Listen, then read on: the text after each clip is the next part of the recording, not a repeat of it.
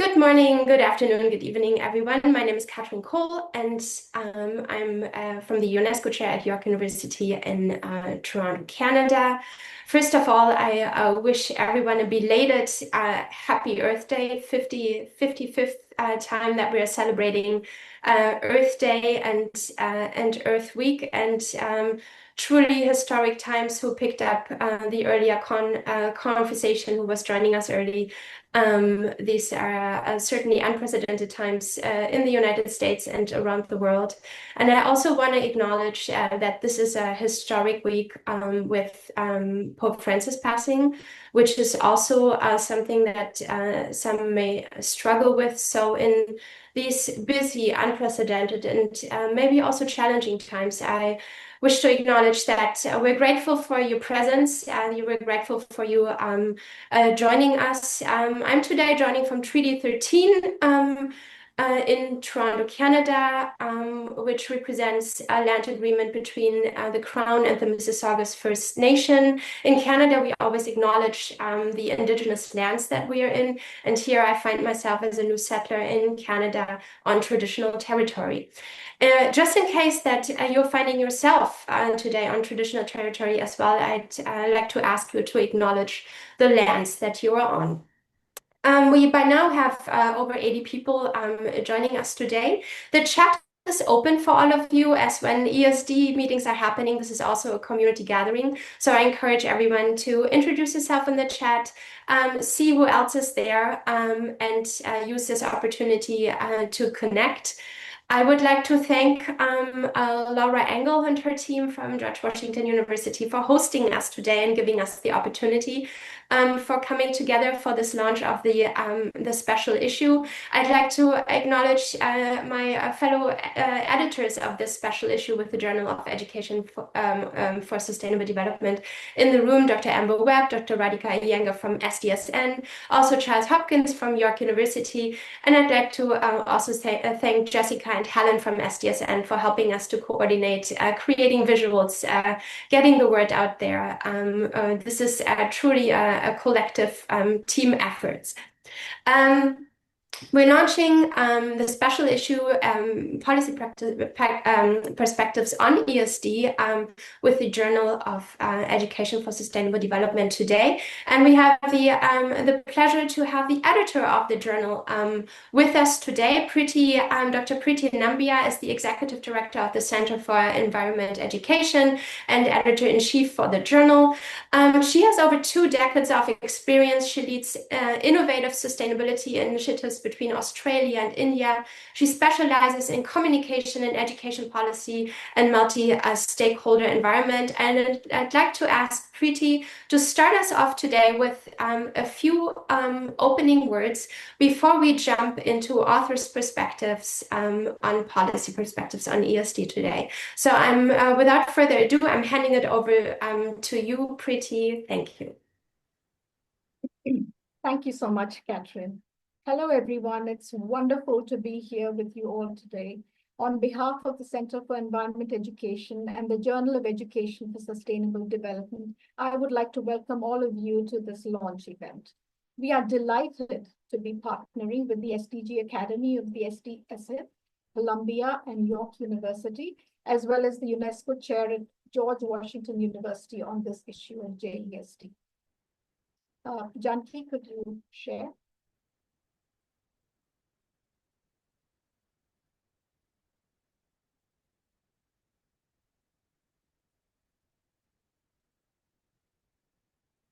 Yeah. Could you just put it on slide mode, perhaps? I thought I'd start with a brief background to JESD and the Center for Environment Education, or CEE, in which this journal is housed. As you know, journal is a biannual publication. It's peer-reviewed. It's an international academic journal with an editorial board of internationally respected ESD experts, policymakers, and practitioners. And the JESD is published by the Center of Environment Education and SAGE. Next slide. The Center of Environment Education was established in 1984, around about the same time that the Ministry of Environment was set up by the Government of India. Even at that time, CE was clear that unless education formed a fundamental part of India's development strategy, we would never be able to progress holistically. We were very clear that environmental considerations and development considerations needed to be looked at together. So right from the beginning, we started working in this high conflict area. Can we go to the next slide?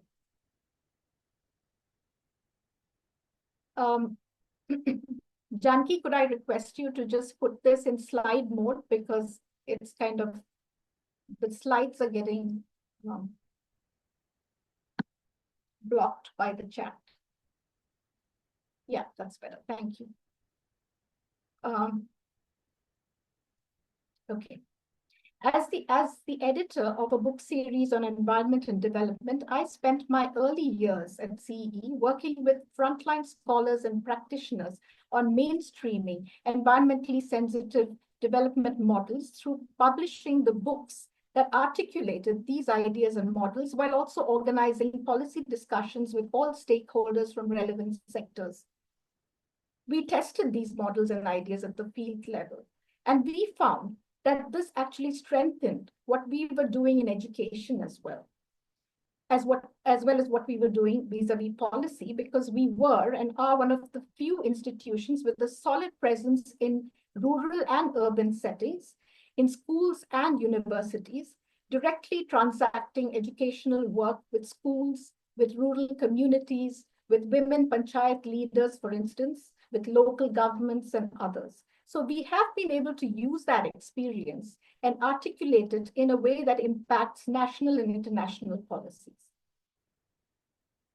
Now, in this process, we also started working very closely with many UN agencies, with, of course, UNESCO being one of the major ones, also with UNEP and UNDP, in promoting more sustainable models in rural areas and doing more innovative work in general. In terms of policies relating to schools, India went through a whole process of first debating and then making environmental education compulsory at all levels of schools. CE is heavily involved with developing those new textbooks, including one for the 10th standard, which will go to every school in India. We go to the next one. Next slide, please. The Environment Ministry has sometimes asked CE to organize public consultations across the country to gather and report on public opinion on contentious policy issues, such as introducing genetically modified seeds into India. In fact, at that time, when we were doing a public consultation on BT brinjal, I was based in Australia, which helped CE get the report done in record time using the time difference between India and Australia. The team would send me the draft at the end of their day in India, which I received a few hours later in Sydney. And I worked on it all morning. And by the time people arrived at work in Ahmedabad, they got the finished report from me. This report actually changed policy as it led to the government declaring a moratorium on BT brinjal seeds in India. Next one. So with that background, when UNESCO and the UN declared the Decade of Education for Sustainable Development in 2005, it was obvious to us that CE should host the first international conference on ESD in partnership with UNESCO at our campus in Ahmedabad in January 2005. The whole idea was that this conference would provide the forum for civil society, the academic world, and other stakeholders to work with UNESCO and other global networks to develop strategies locally and globally to make things happen. The conference led to the adoption of the Ahmedabad Declaration in 2007, which is over here. We go to the next one. So at that time, we strongly felt that we should bridge the gap between research, policy, and praxis by creating a journal that would generate innovative ideas, analyze data, and present findings that would be of interest to policymakers and practitioners in this new area of ESD. And that's where the idea of the journal started in 2005. Over the next couple of years, we worked hard on it. And so it was actually at the World Environment Education Congress in Durban in 2007 that we asked Professor Hela Sisitka to launch the first issue of JESD. And here's a nice photograph of that launch event. You can stop sharing. Thanks, Janaki. And since 2007, JESD has brought out 35 issues. During this period, we have hosted a few special issues like the one that we're doing now. We have hosted special issues with the Earth Charter and UNESCO as well. I would now like to thank Catherine, Amber, and Jessica and others for organizing this event. And I'm really looking forward to a wonderful session tonight. Thank you all. Thank you so much, Preeti. It's lovely to see the development, and I'm sure all of us here on the panel and also among the attendees are aware of C, of the Center for Environmental Education in India, and also the journal. I'm sure a lot of people know the journal. It is a very established instrument in our space. So today's special issue that we will be launching focuses on policy perspectives. ESD, Education for Sustainable Development, has gained a lot of global traction over two implementation plans of the UN and most recently under SDG 4. And however, there seem to be still gaps in policy. There seem to be a lack of mentioning at times, for example, in the most recent UN 2024 Summit of the Future. And in this quickly changing world, we collected a number of critical perspectives on how policy perspectives on ESD, where they stand, where we see room for improvements. And today we have 6 authors that contributed to this special issue. We have 6 authors with us. We have a lot of them, or I think all of them do not really need an introduction. We have with us Stephen Sterling, Iveta Silva, Margaret Sinclair, Tomonori Ichinose, and Daniel Fisher, and Robert Dittam. Every author will now, in a round, pitch their piece in like 5 to 6 minutes. As you are listening, I encourage you to, if you already have a question, to already post this question in the chat as we go through those 6 pitches of different perspectives on ESD. And I will be beginning with Stephen Sterling today. Stephen is an emeritus professor at the Sustainable Earth Institute at the University of Plymouth. He is a global leader in education for sustainability and has shaped UNESCO's global but also national ESD policies and carried out and influenced ESD research and practice. His piece, his commentary that he is presenting is called Truly Transformative? Why ESD falls short in epochal times. So I would like now to invite Stephen to present his views that he contributed to this special issue. So over to you, Stephen. The stage is yours.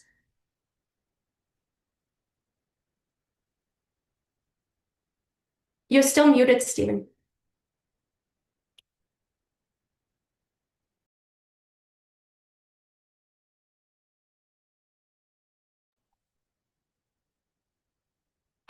You're still muted, Stephen? Okay. Okay, good. Yes. Over to you. Okay, well, hello everybody and greetings. Catherine talked about it, critical perspectives, and I think you'll find mine is. In my few minutes, I'm going to outline the bare bones of my paper for the special issue, which is under that title. It's a big topic, and I can only touch on it here.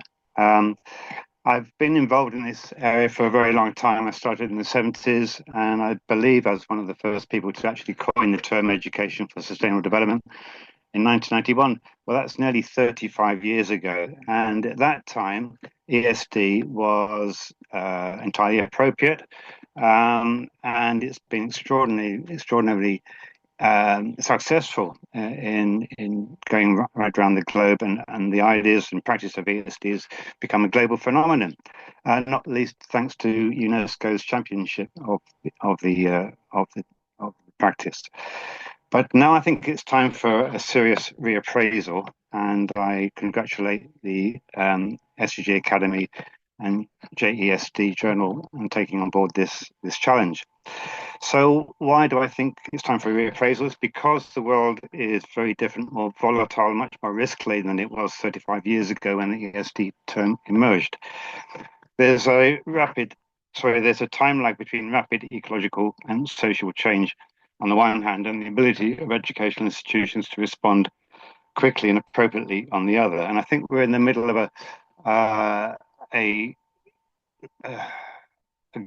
grand change, really. Global society is in flux and transition from the old story of indefinite economic growth, globalized economy, increasing inequality, individualism, environmental decline, and struggling to assert a new story, which is regenerative, restorative, more localized, life affirming, with sufficiency and well being at its core. So, can we break through to a more stable and better world, or suffer some kind of breakdown in this century? I think the key is a deep societal learning challenge on an unprecedented scale, which formal education has to play a critical role within. So, my paper is an attempt to step back from the ESD field and critique it against the conditions and needs of our volatile times. I'm not ignoring at all a great deal of excellent work which goes on under the ESD label. I don't want to disparage that. But as a whole, is the movement sufficiently bold, sufficiently radical, extensive, and effective to help sway the future? Is my question.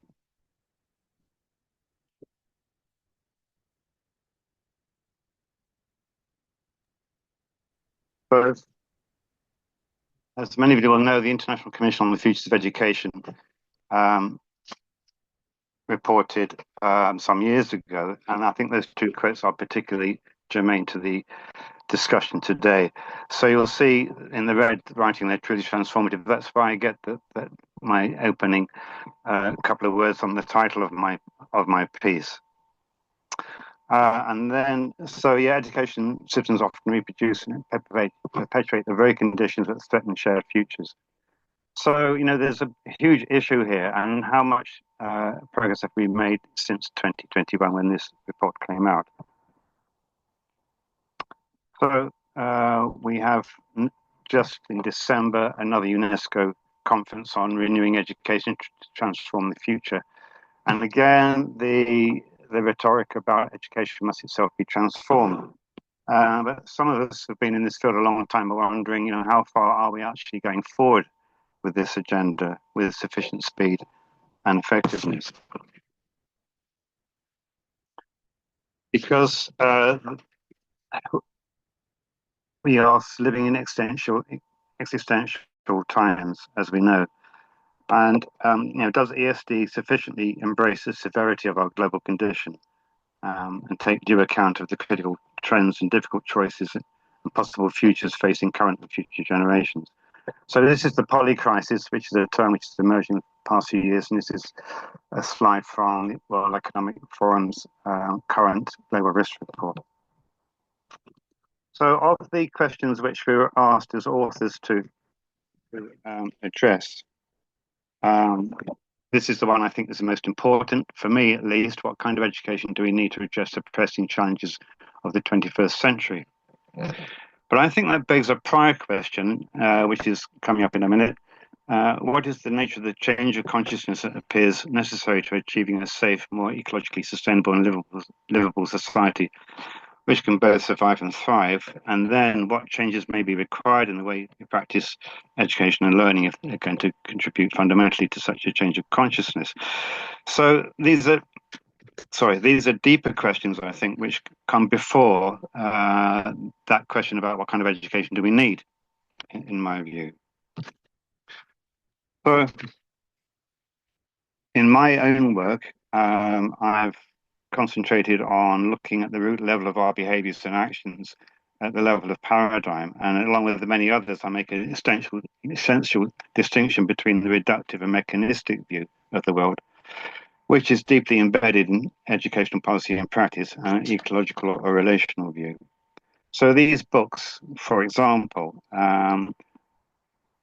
make make the case for a shift from a disintegrative towards an integrative worldview, from separation towards co-evolution, from homogenizing culture towards deep respect for diversity in the earth.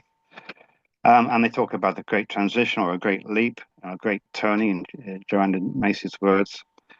So this is my first of 10 descriptors where I critique ESD as it now is. It's making, so in other words, it's actually taking on board the severity of the situation we are and the possibility of fundamental change. The second issue is, yeah. The second issue is what I call worldview blindness, and the 10 issues are set out here, and you'd have to read the paper to get the full view. So threatened futures, I've just talked about. The worldview blindness is really about understanding the paradigms which inform educational thinking and also inform ESD to some extent. So time is really short and I'm racing somewhat, so I can't really talk about these, but I think that a key point I want to make, and there's one other slide I'll show quickly, is maybe number 10, is in changing education, we've got to talk about education as a whole, not a subset called ESD. The challenge is much bigger than that, and I think UNESCO has been ambivalent for years in terms of promoting ESD on the one hand, and then talking about the need for shifting the educational culture as a whole in the other hand.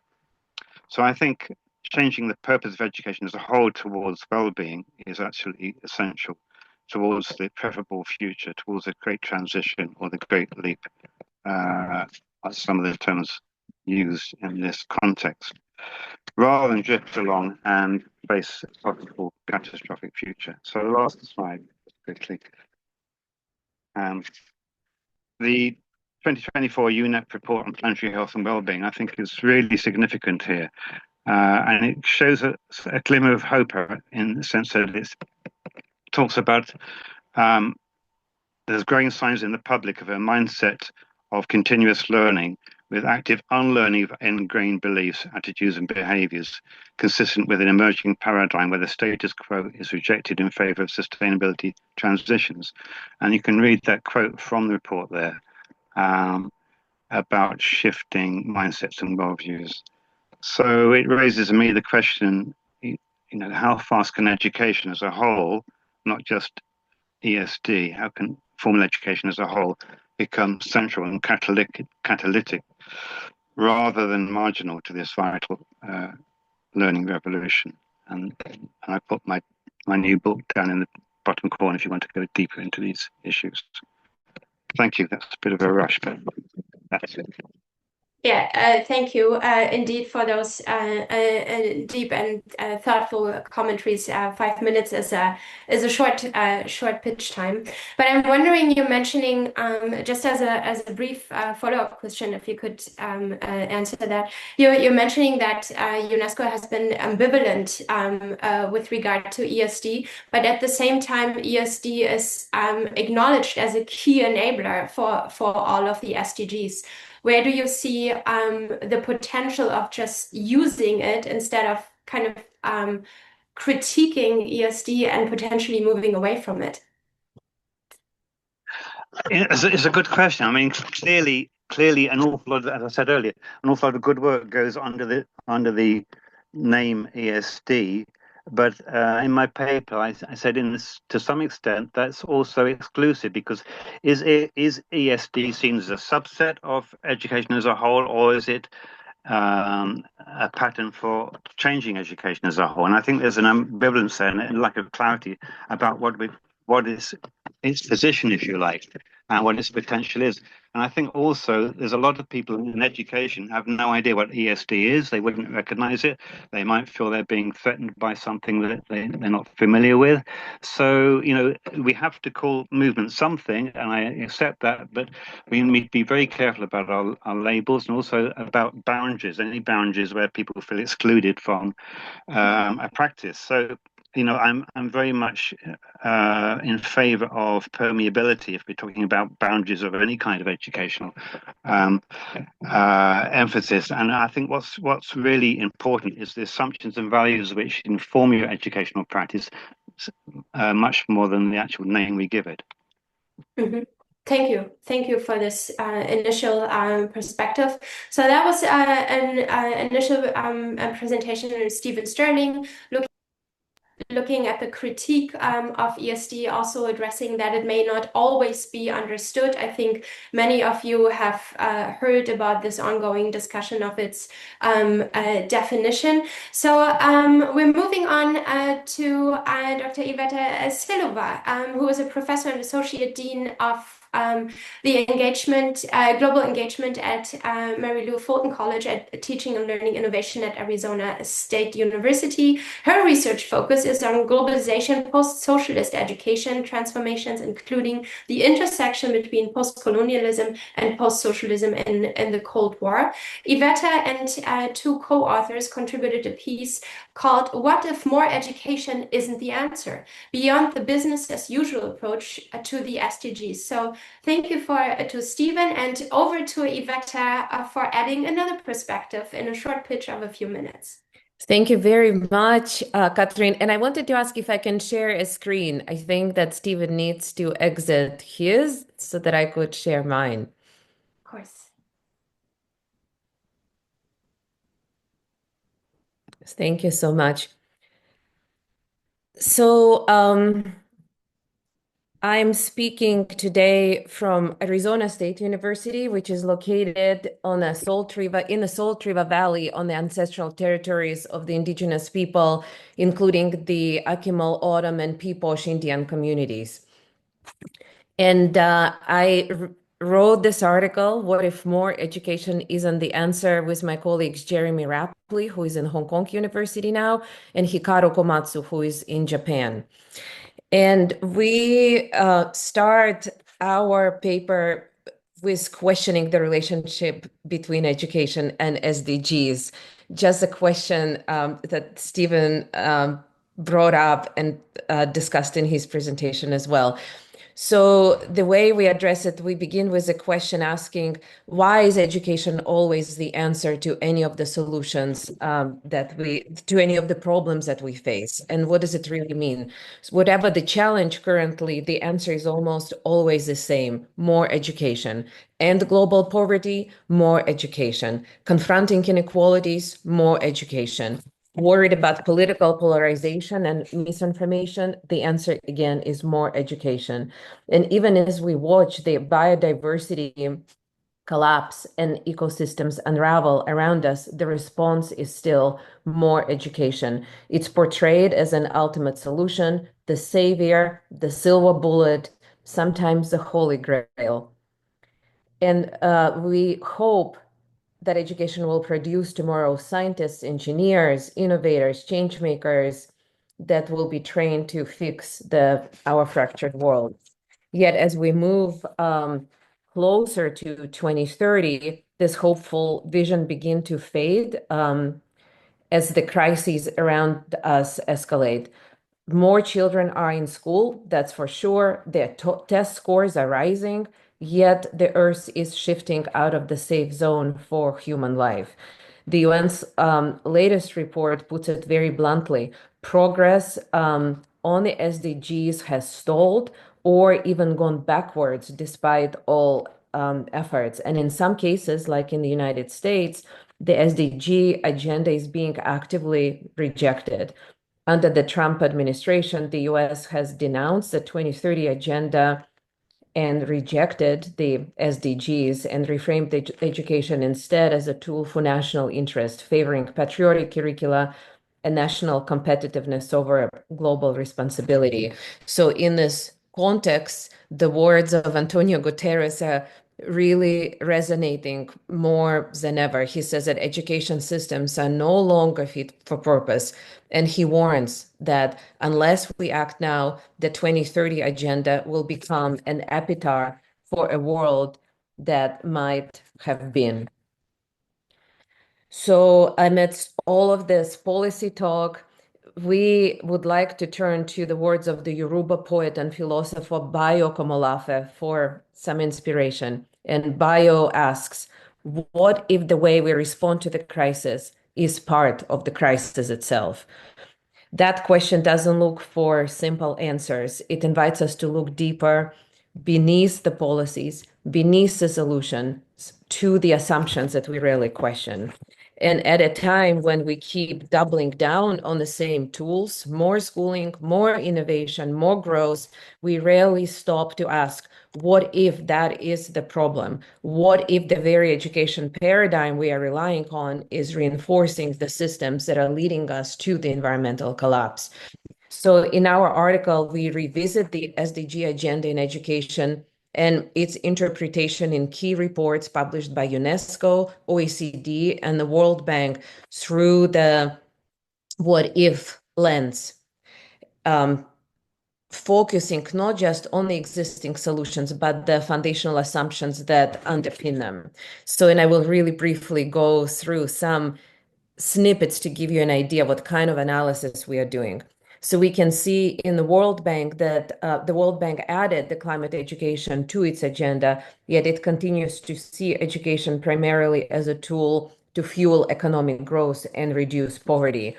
Even in the face of climate disaster, their latest reports frame school closures not as a loss of care or connection or meaning, but as a threat to the future income and productivity. So the language itself is very stark. Education impacts are an economic time bomb, they write. What if it's the other way around? We ask, what if education is currently designed, rooted in productivity, competition, and economic outcomes, isn't just vulnerable to climate crisis, but actually is actively contributing to it? So rather than transforming the system, the World Bank doubles down on the status quo right now, urging students to adapt, to be more resilient, to keep achieving, even as the world around them burns or floods, depending on where you are. So it's time to ask again, what if the way we respond to the crisis is part of the crisis itself? So OECD approaches education for sustainability through a familiar lens to measuring progress, ranking countries, and promoting academic achievement, often without questioning the deeper paradigm. Even when acknowledging the risks of inequality and ecological collapse, which they are increasingly doing, the solutions circle back to the same tools: cognitive gains, student-centered learning, and scientific literacy. Yet their own data actually shows that the top academic performers are less likely to engage in meaningful environmental action. This reveals a critical gap, one that can't be closed with test scores or technological fixes. Real ecological understanding demands a different kind of learning, slower, relational, more embodied.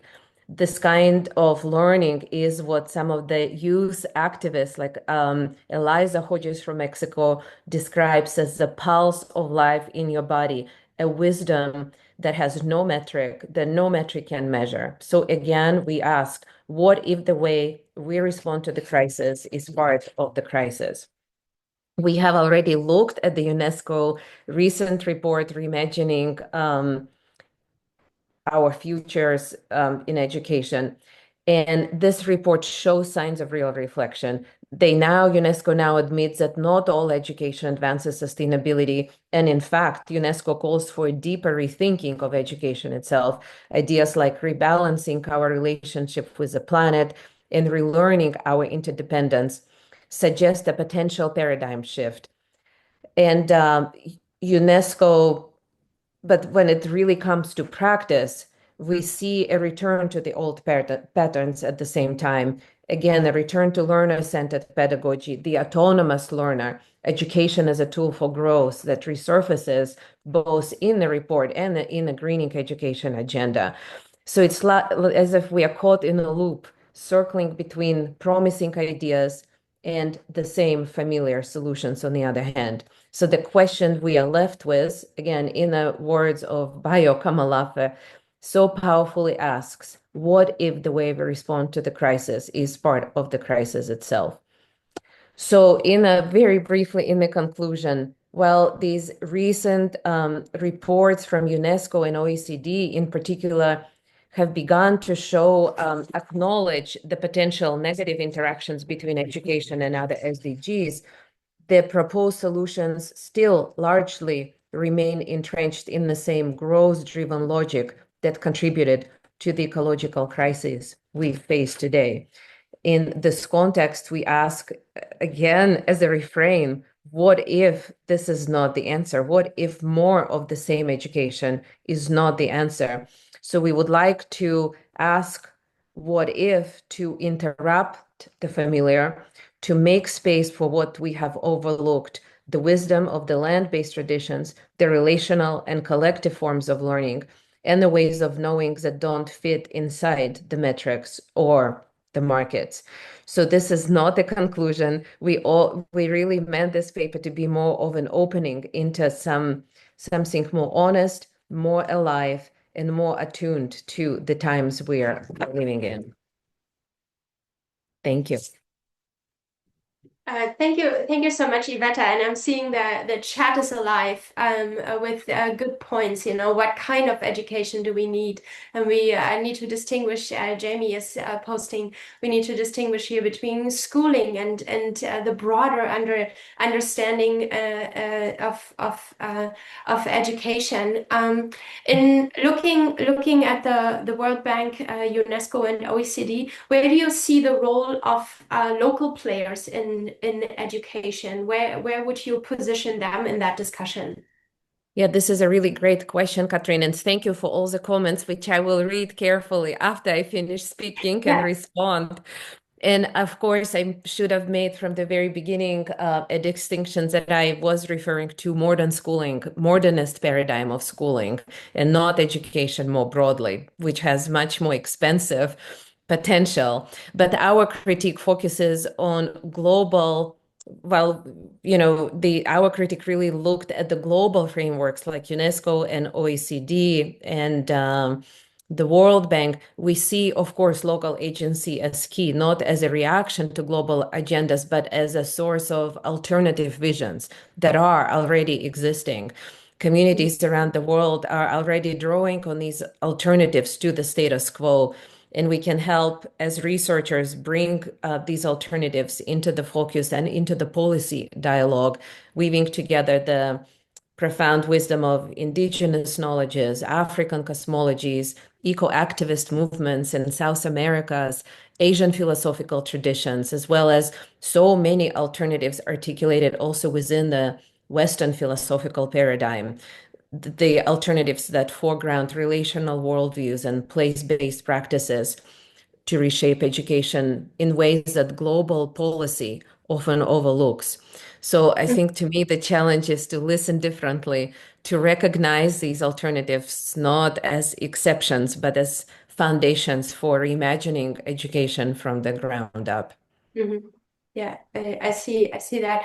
So in 20 seconds, Kunali Zangwi is asking, so what is your central answer to the question, what if? It's an invitation for us to have a conversation. Okay, thank you. Thank you so much, Iveta. And with that call also for deeper thinking, it's a perfect next step to invite Margaret Sinclair to the table. She's an education planner and former head of education at UNHCR with decades of experience in education and emergencies. She champions SDG 4.7, conflict-sensitive education, and socio-emotional learning. She's the founder founding co-convener of the network to integrate SDG 4.7 and social and emotional learning into education materials. Her piece is called Transformative Learning to Address the 21st Century Challenges, plotting a pathway from endorsing international frameworks to creating a new classroom reality. And with that, I'd love to hand it over to you, Margaret.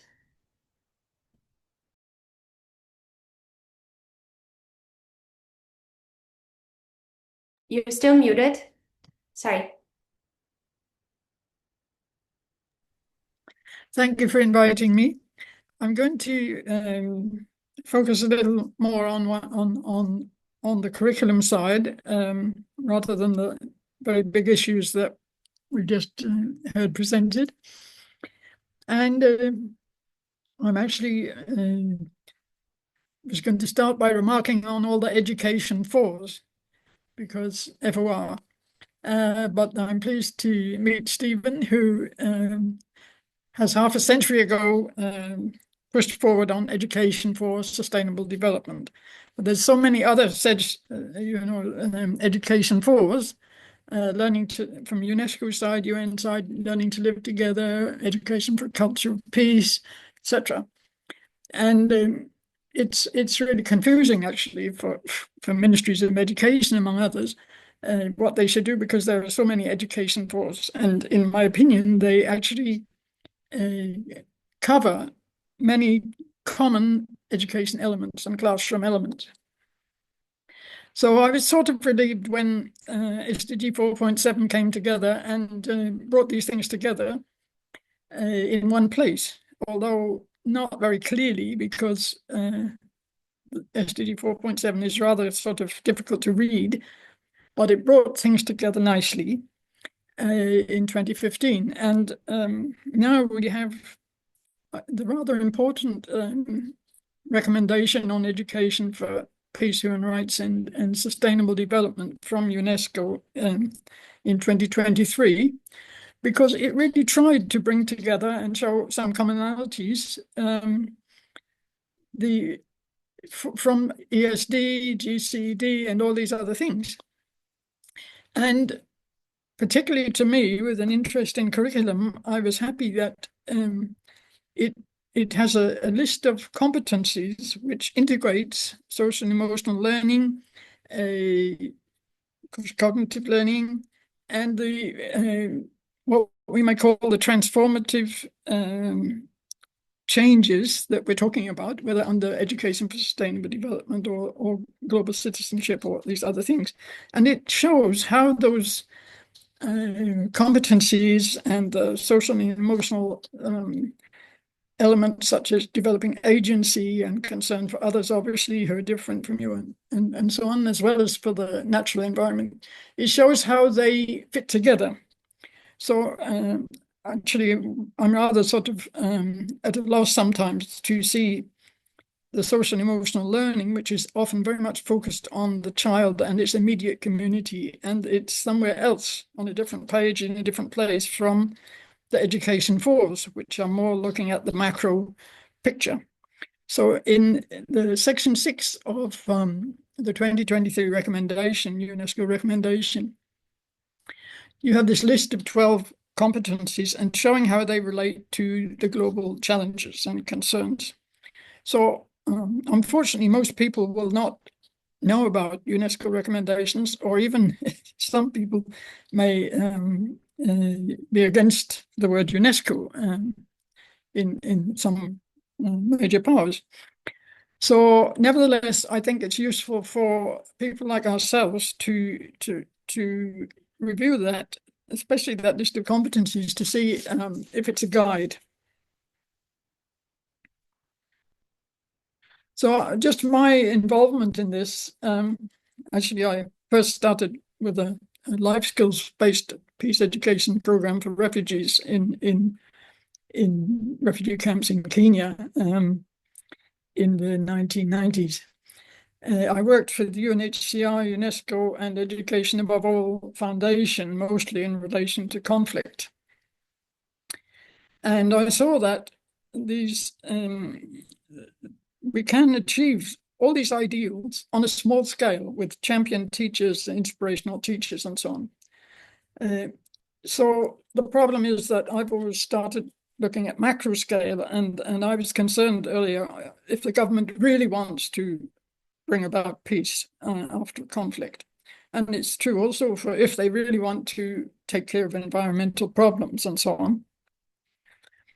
How can they do it at scale? Because you can't train all the teachers in depth in a big poor country, especially if it's poor, but probably everywhere. And that's how I came to be actually produced with UNESCO IBE and IIEP a set of booklets covering the different sections of education activity, from establishing syllabi to textbooks, to teacher training, to assessment, for essentially learning to live together, though we called it safety, resilience, and forgotten. So in thinking what would be useful to train people at national level, we felt it emerged, strongly that textbooks was a barrier, because teachers say, okay, we've been trained in this new approach to pedagogy or substance,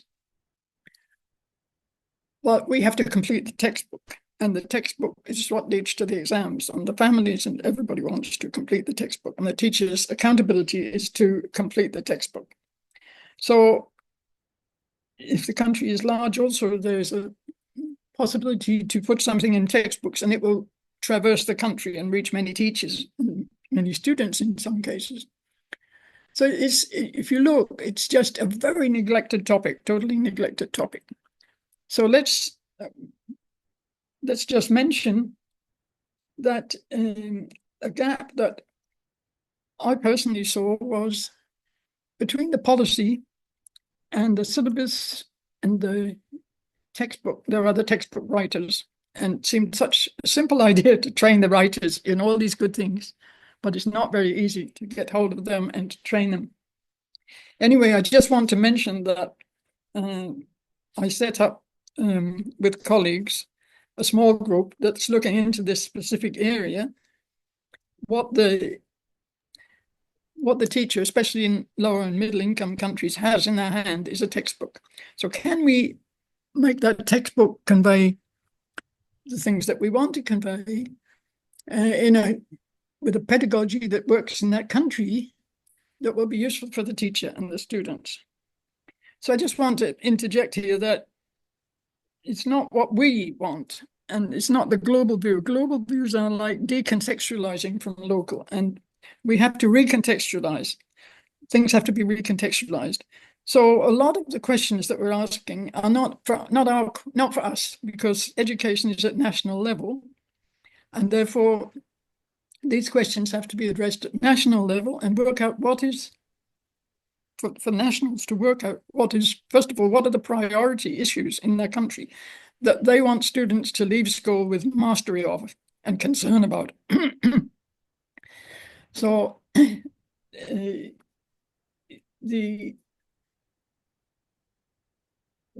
first of all, about this little group, NISM, Networking to Integrate SDG 4.7 and Social and Emotional Learning into Education Materials. We're trying to look at this gap. It's academics and practitioners.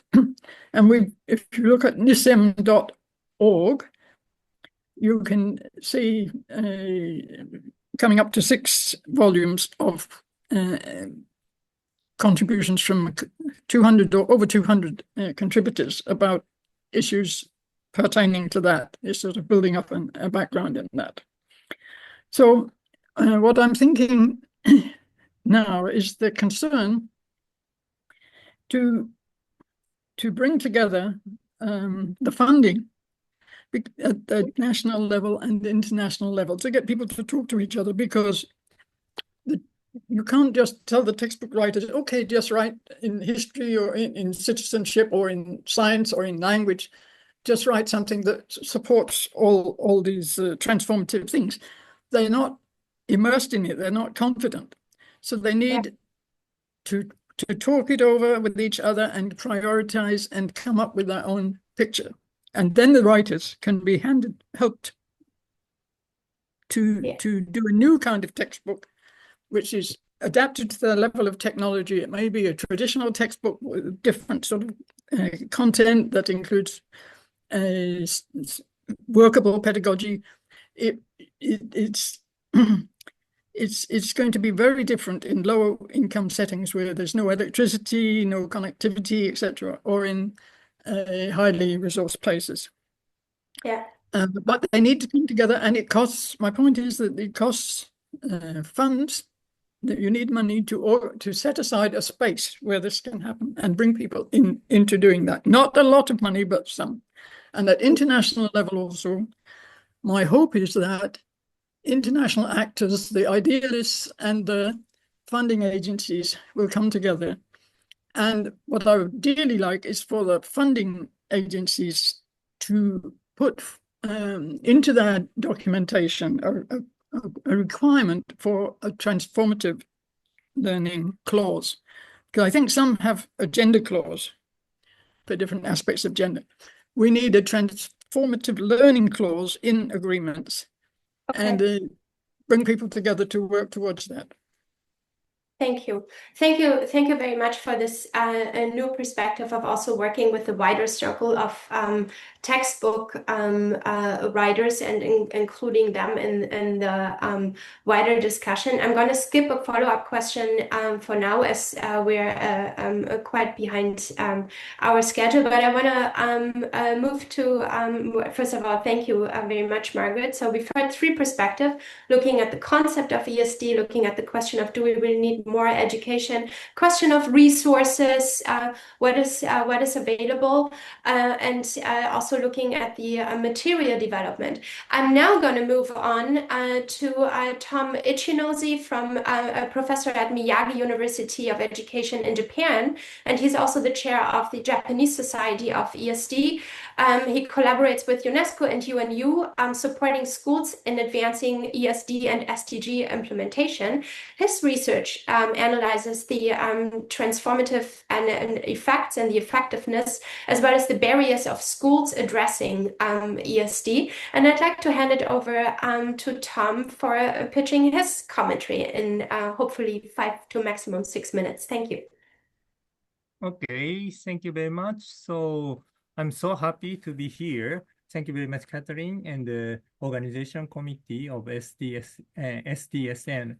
So yes, today my presentation is very short, so you don't worry about this.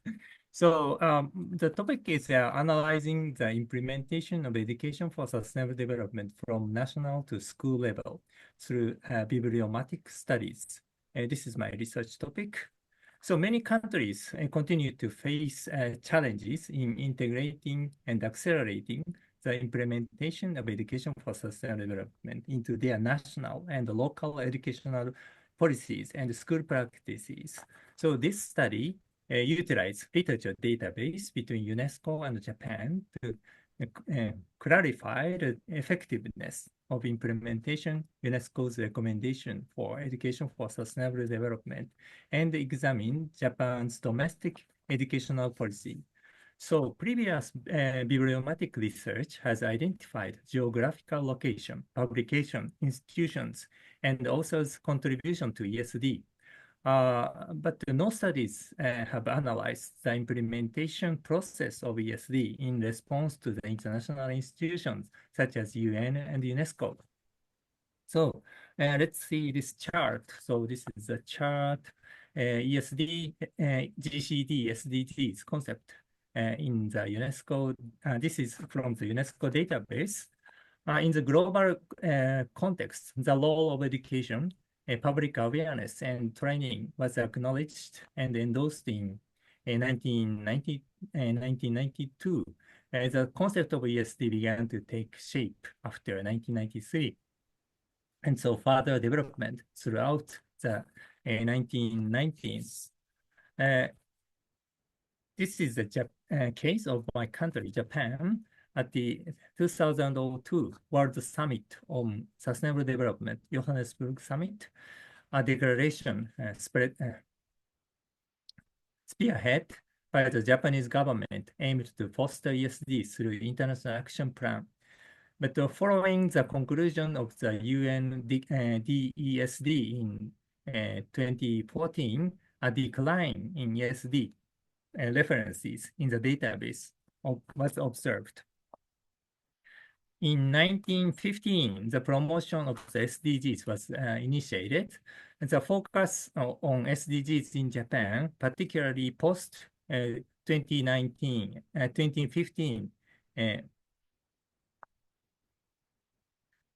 encapsulates the integration of GCT and ESD, with SDGs serving as a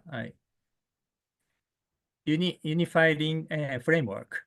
According to the figure, SDGs have emerged as a focal point over the last 8 years, and thereby underscoring the importance of advancing sustainable development through ESD and global citizenship. So along with the Ministry of Environment, Ministry of Education mainly drove the ESD initiatives, while the promotion of SDGs has been more comprehensive, involving all cabinet members and private sectors, including the media. This approach has significantly influenced the recognition of SDGs 70 goals. So this is the enhancement model of international education. So it's covered ESD and other international education area. In Japan, ESD activities in the school practices predominantly conducted during the designated integrated study periods rather than being fully integrated into the core curriculum and ordinary subject. This integrated study time promoting experimental learning through activities such as nature experiences, social life experiences, observations, experiments, field studies, and investigations, alongside problem-solving approaches to explore interdisciplinary and comprehensive subjects.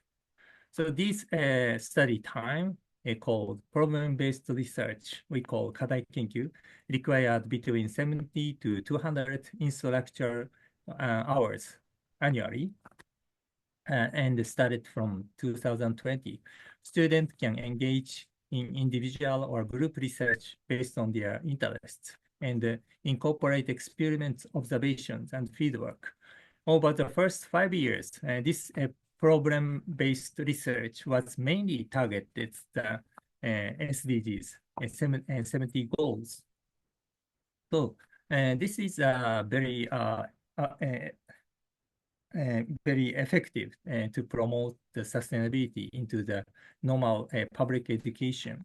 So before, in our case, so ASP.NET School, the UNESCO associated school, is the key core elements for promoting the sustainable education. But through this integrated study time problem-based research, so this SDGs 70 goals, the recognition of SDGs 17 goals was widely spread, widely enhanced in the school education.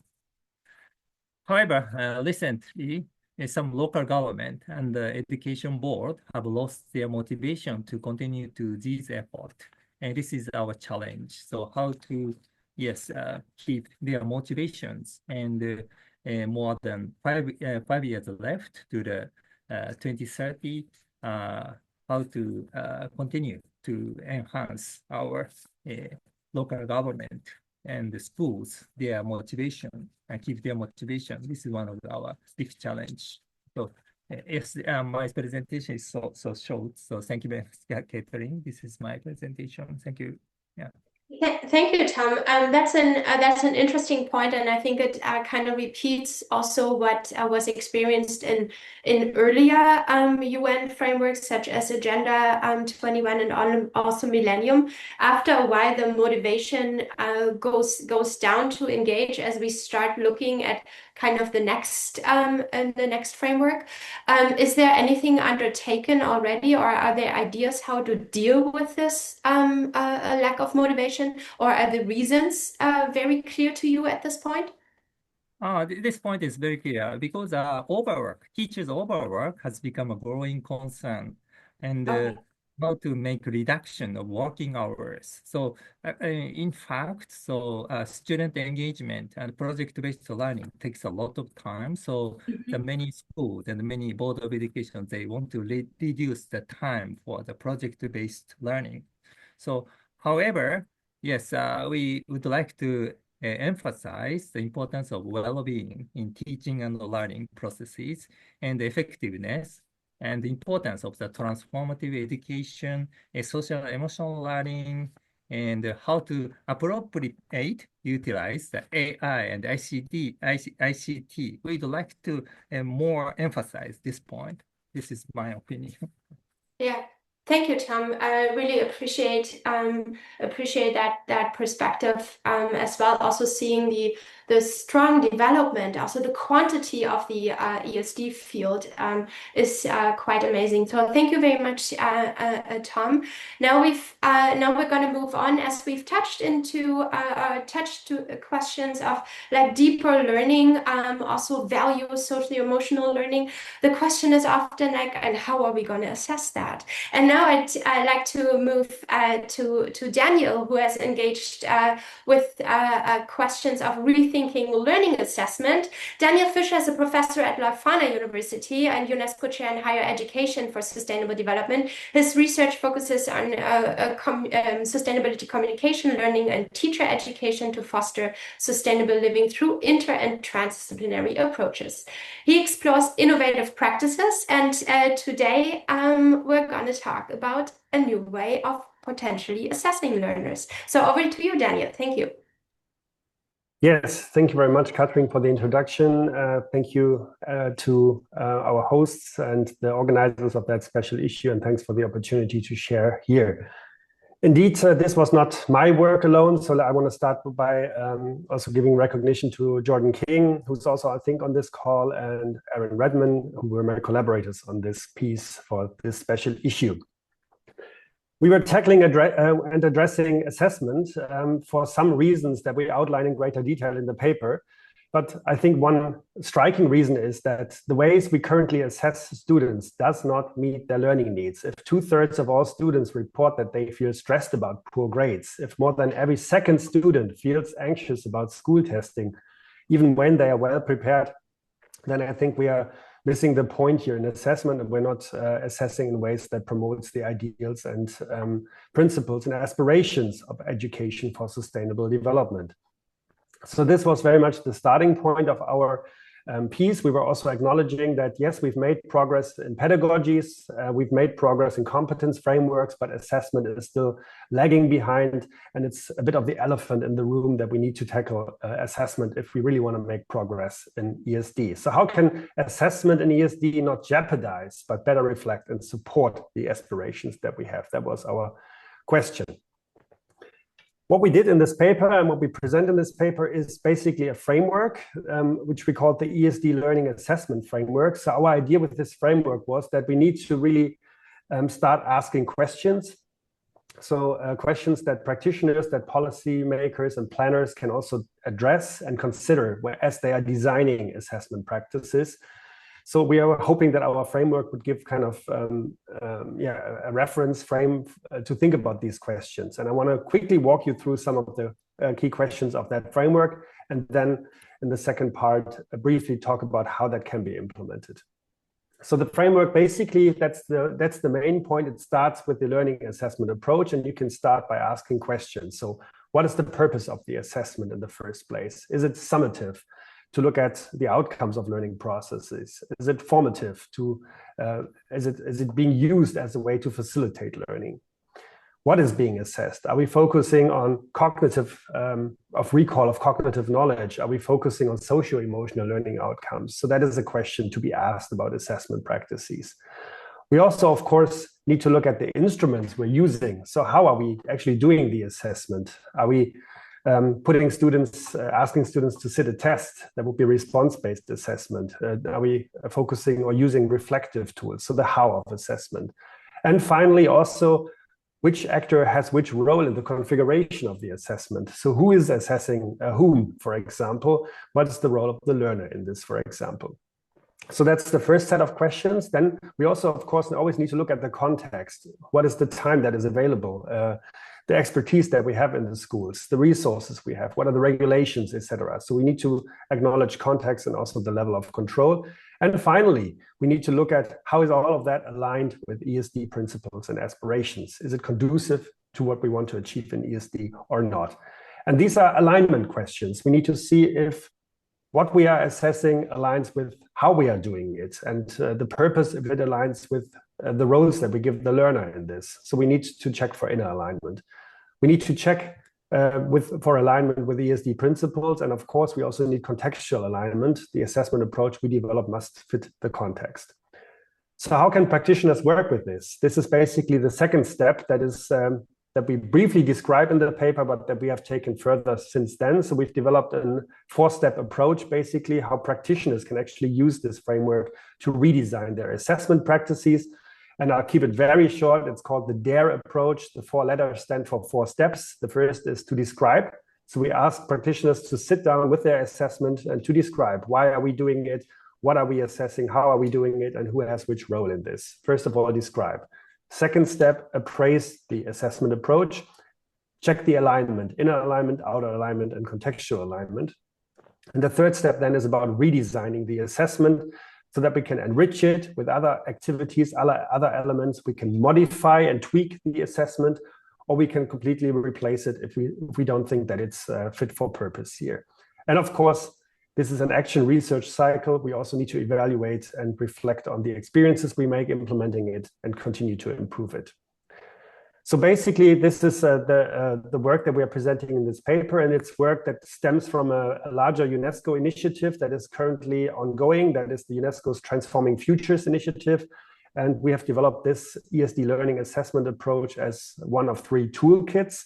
And these toolkits are currently piloted in action research projects in more than 10 countries around the globe. So we will hopefully also get and collect good feedback from the grounds, to further improve these toolkits, to really make them not just be based on solid academic knowledge, but also really make sure that they're useful in practice. So this is what I wanted to share with you. And we called our contribution also with the subtitle, A Call to Action. And I think that call to action for us as a community is to acknowledge that if assessment really functions as an act of communication about what we value, how Baud put it back then. So if assessment kind of communicates what we value, I think ESD learning assessment should actually value and facilitate the quality of the learning process and not just evaluate the product of it.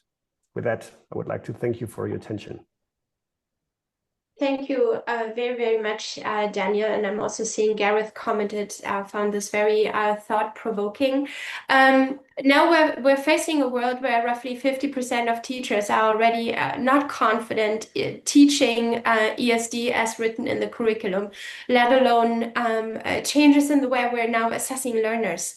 How can we get there to work against an understandable resistance to also shake up the assessment work? What would be your thoughts on that? Yeah, it's, I think, an important question, a good question, but also a really big question. But I think it's a question that many also maybe in the audience are confronted with or troubled by, how we overcome resistance here. I think, first of all, it's important to distinguish, is the resistance really about the innovative assessments in ESD, or is it about the idea that assessment and maybe education more generally needs to be more ESD aligned in the first place? Yeah, if students or educators resist ESD more generally, I think that assessment is actually a great entry point to have those conversations. So are we really assessing the right things? That is a good starter, I think, for a conversation. But even if the resistance is more focused on assessment itself, it's still an opportunity, I think, to discuss how assessment is linked to ESD and how it should be linked to ESD. So even if we are assessing the right things, are we assessing them in a right way, basically? Are we using assessment as something that comes in as the jury from the outside at the end of the learning process? Or is assessment something that we believe should be built in and be part of the learning process? I'm convinced that we have good arguments and reasons to transform assessment in ESD, but also, as I said, that many current practices are not sufficiently relevant to what the world needs, and many current practices are not relevant to the needs of the learners.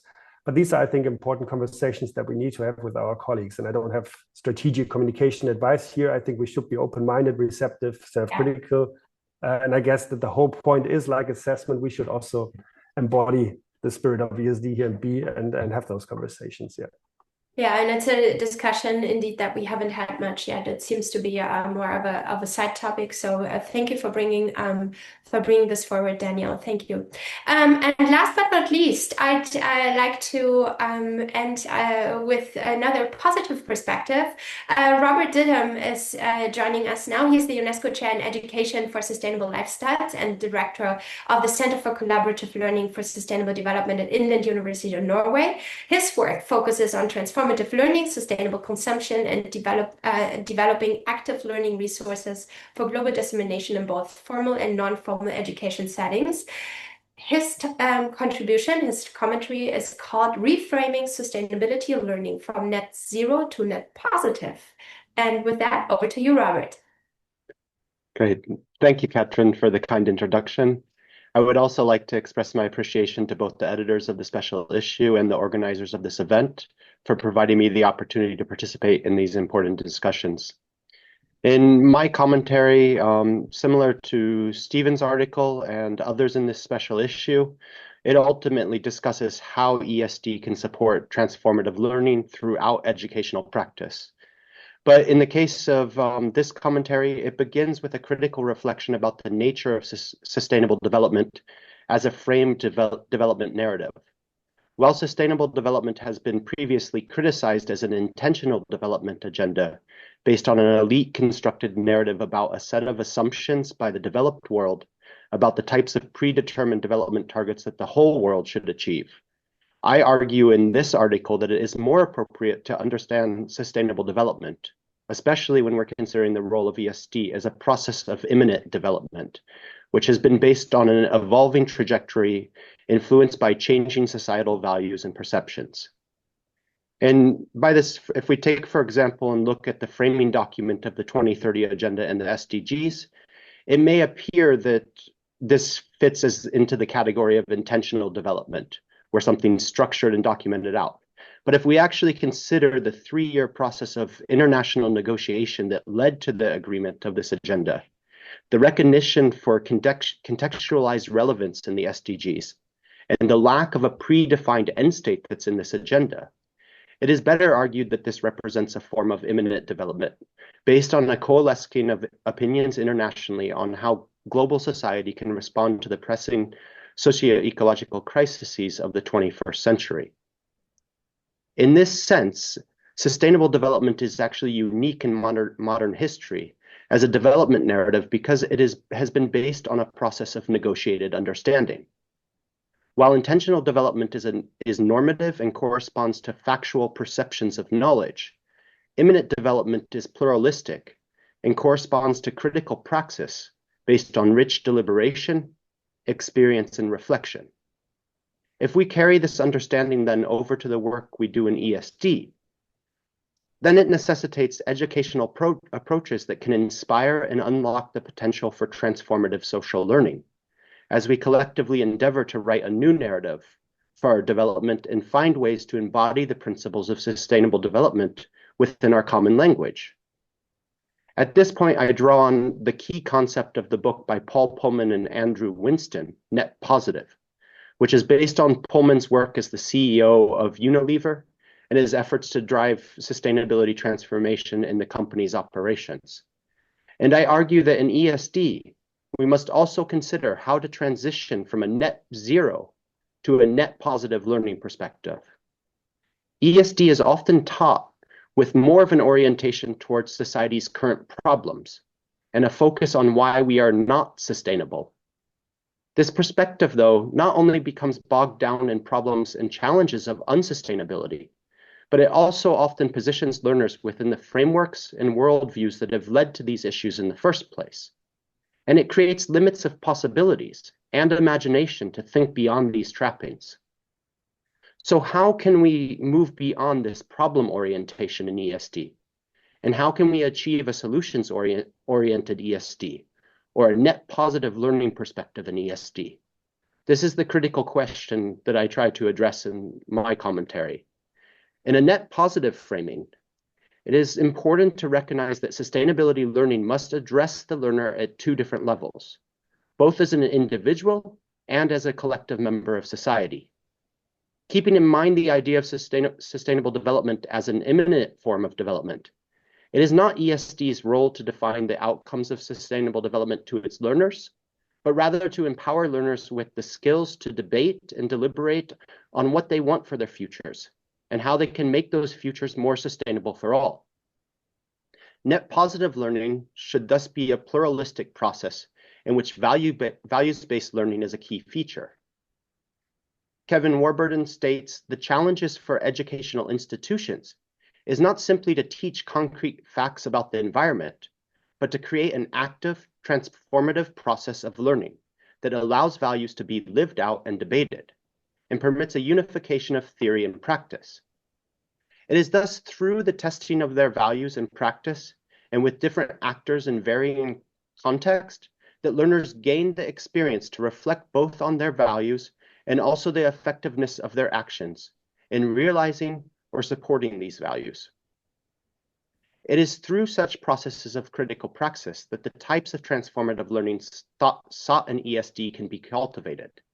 And when this type of learning is directive towards engaging learners in a solutions-oriented ESD, thus reinforces a net positive perspective on their roles as actors in societal development.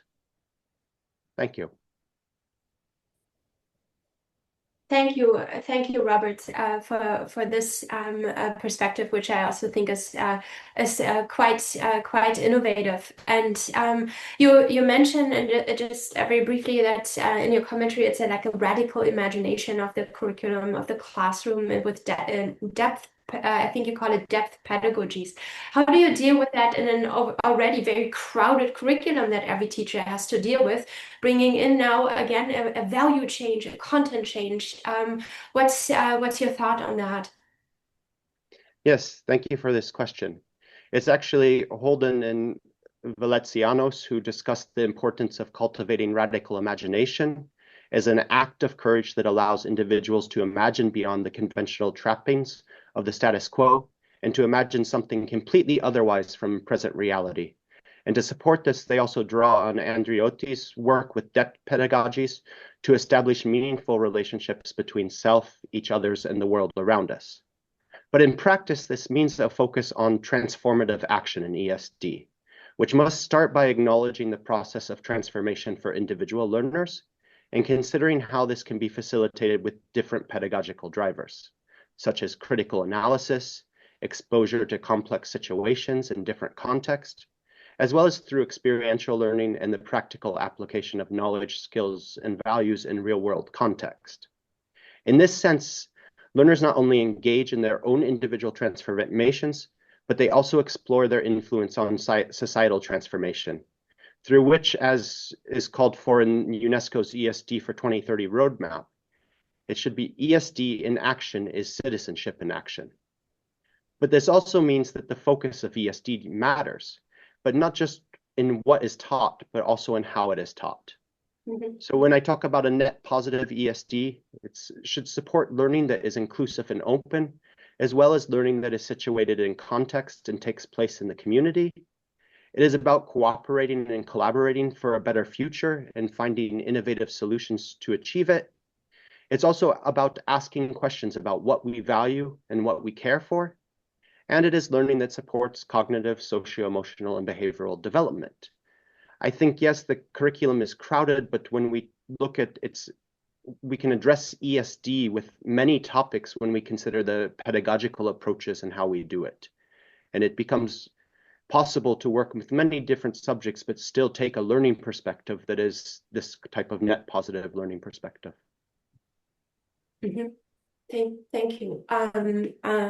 As we're looking at, we keep coming back to those questions of deeper values and socio-emotional learning that are then connected to questions of like, how do we measure, how do we assess, as we can't escape our current systems, just like that. And I would like, and I'm very aware of the 9 minutes that we have left for this session. So very briefly, I would like you, and I'm going to start with Margaret because she didn't have a chance to answer a question earlier. Just a very brief recommendation, as we seem to agree on those broader topics that are necessary in addressing policies. In 1 minute, what is the most important next step that you would recommend if you could make a recommendation to either the global community or a specific Ministry of Education? In less than a minute, if each of you could make one recommendations before we move to one recommendation on what's the next concrete step, what needs to be done, what's the most urgent. Over to you, Margaret. You're muted. The next step I would actually like is to bring the idealists and the money people together at institutional level in some systematic way, raising these topics. Okay, bring those together who have the funds to organize the fund. Who would like to chime in on a concrete recommendation? What's the next step from your commentary? What would you think? Don't be shy.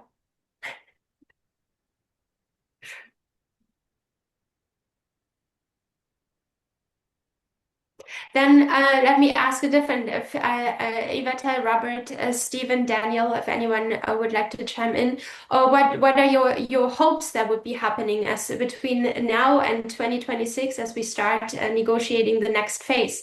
Thinking if we get the money people together, we get something done by 2030, but what would be your recommendation for how we're going to go further with ESD as we start the next bigger framework phase in the next years?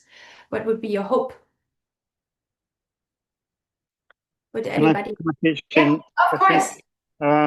Maybe your first question. As I said in my presentation, I think really the whole educational enterprise is on the line, given the conditions we face and which Iveta explained so clearly.